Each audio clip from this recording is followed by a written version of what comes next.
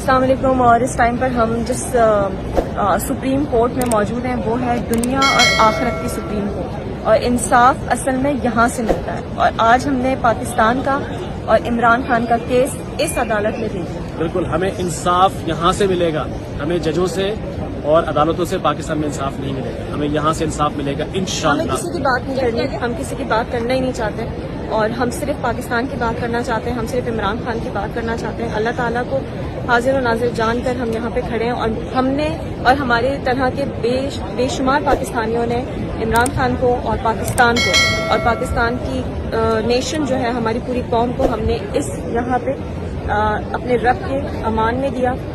اور مایوسی کفر ہے, اور ہمیں مایوس نہیں ہونا چاہیے. بطور مسلمان ہمیں مایوس نہیں ہونا چاہیے, اور انشاءاللہ اب انصاف آئے گا اور دنیا دیکھے گی ضرور انشاءاللہ. انشاءاللہ.